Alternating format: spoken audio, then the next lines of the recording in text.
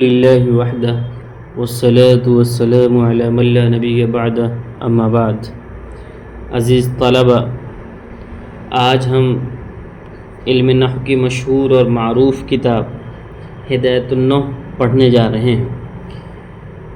نحو کی بہت بنیادی کتاب ہے اور یہ ہمارے نصاب تعلیم کا حصہ ہے۔ ہمارے مدارس اسلامیہ میں اس کتاب کی بڑی اہمیت ہے اور تقریباً تمام مدارس میں یہ نصاب میں پڑھائی جاتی ہے، اسی لیے اس کتاب کی اہمیت اور زیادہ ہے۔ اور نحو کے تقریباً بنیادی تمام مسائل اس کتاب میں ذکر کیے ہوئے ہیں۔ اگر کسی کو علم نحو حاصل کرنا ہے تو وہ اگر ہدایت النحو پڑھ لے تو تقریباً وہ 90% نحو کے مسائل سے واقف ہو جاتا ہے، اسی لیے اس کتاب کی اہمیت اور زیادہ ہے۔ کتاب باقاعدہ شروع کرنے سے پہلے مناسب معلوم ہوتا ہے کہ صاحب کتاب کا بھی کچھ تعارف آپ کے سامنے پیش کر دیا جائے۔ ہدایت النحو کے مصنف کا نام محمد ہے، کنیت ابو حیان ہے، والد کا نام یوسف ہے۔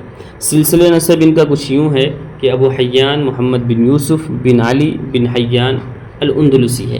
جائے ولادت یعنی ان کی پیدائش اندلس کے مشہور شہر غرناطہ میں ہوئی ہے سن 654 ہجری میں۔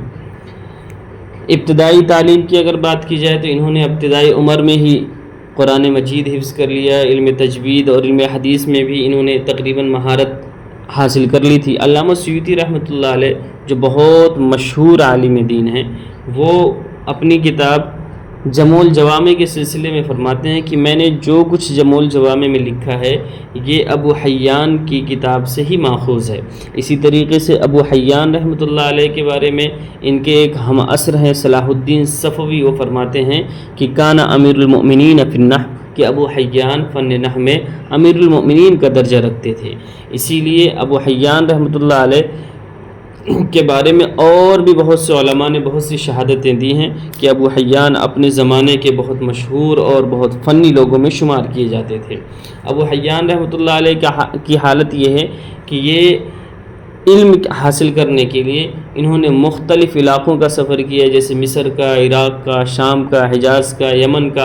ان علاقوں میں جا کے انہوں نے علوم حاصل کیے ہیں اور جو بنیادی چیزیں ہیں دین حاصل کرنے کے لیے، دین کو سمجھنے کے لیے جو بنیادی فنون ہیں ان سب کو حاصل کرنے کے لیے انہوں نے اسفار کیے ہیں۔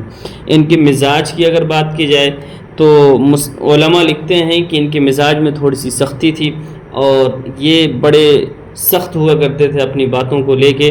بعض دفعہ دوران درس بھی اپنے اساتذہ سے نحو کے مسائل میں یہ الجھ جایا کرتے تھے۔ ان کے اساتذہ کی اگر بات کی جائے تو ان کے اساتذہ میں ابو محمد عبد الحق سے انہوں نے فن تجوید سیکھا ہے، ابو جعفر غرناطی اور حافظ ابو علی حسین بن عبد العزیز سے قرأت کی مشق کی ہے۔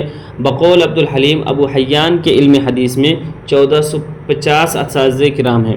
علم فقہ علم الدین عراقی سے حاصل کیا۔ علم منطق و علم کلام ابو جعفر بن زبیر سے۔ علم نحو ابو الحسن ابو جعفر بن زبیر، ابو جعفر لیلہ اور ابن سائق سے حاصل کیا ہے۔ اساتذہ کے بعد اگر تلامذہ کی بات کی جائے تو ان کے تلامذہ میں بہت بڑے بڑے نام آتے ہیں، ان میں سے دو نام آپ کے سامنے پیش کیے جاتے ہیں۔ ایک نام ان کے تلامذہ میں آتا ہے ابن عقیل کا جو بہت مشہور عالم دین ہے، اور اسی طریقے سے ایک نام آتا ہے ابن ہشام کا جو بھی اپنے زمانے کے اور آج تک ان دونوں کی کتابوں سے لوگ استفادہ کرتے رہے ہیں۔ تصانیف کی بات کی جائے تو تقریباً انہوں نے عربی اور فارسی زبان میں 65 کتب تصنیف فرمائی ہیں، جن میں سے چند مشہور کتابیں آپ کے سامنے پیش کی جاتی ہیں۔ نمبر 1 قرآن مجید کا ایک مفسود ترجمہ ہے جو البحر المحیط کے نام سے مشہور ہے، وہ مارکیٹ میں ابھی بھی ملتا ہے اور علماء طبقے میں خاص طور سے اس کتاب کو بہت مقبولیت حاصل ہے۔ اس دوسرے نمبر پہ اگر آپ جاننا چاہیں تو شرح تسہیل ہے، انہوں نے اس کو بھی لکھا ہے۔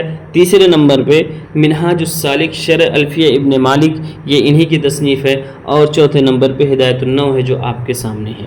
مصنف کی وفات کے سلسلے میں تو اختلاف ہے، ایک قول 743 کا ہے اور دوسرا قول 745 کا ہے۔